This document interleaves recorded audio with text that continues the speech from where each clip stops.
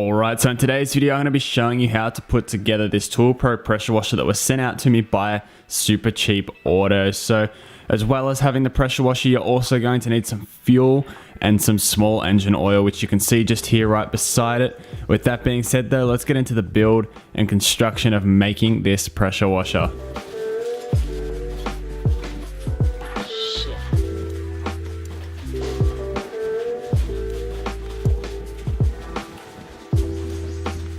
Alright, so now that we've got all of the parts out of the box, including the engine itself, I'm going to grab the instruction manual out and begin assembling this pressure washer. Alright, and here we are with the instructions. The first thing it suggests to do is to install the wheels, so we'll quickly do that now. The next step after installing the wheels is to install this handle over here using these screws.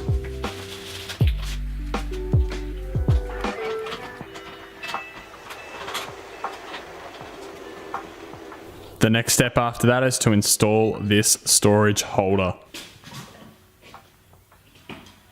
Alright, the next step after that is to attach the lance to the actual gun itself. The next step after that is to remove this white cap here off the actual water pump and install the high pressure hose.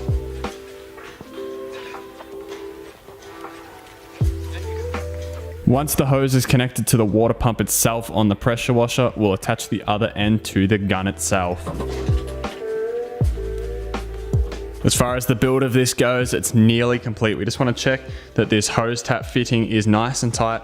And the last thing we'll install now is the actual fitting that holds the gun to the pressure washer. So we'll install this up here nicely in the allocated screw hole, and we'll use the screwdriver that is included in the box to tighten it up nice and snug. Now that the actual construction of the pressure washer is complete, we're going to fill the fuel tank with fuel. So if we look inside the fuel tank, we can see there is a red bar across there that is the full line.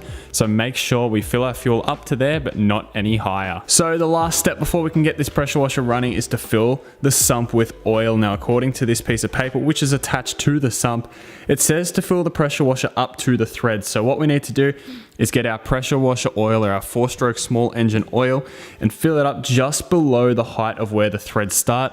And looking at the dipstick here, once we reach just before the thread height, the engine will be perfectly full of oil. So to do this, of course, I would suggest grabbing some sort of funnel to direct the oil in there, as if you just tipped it in just how it is now, you are most likely to make a very big mess.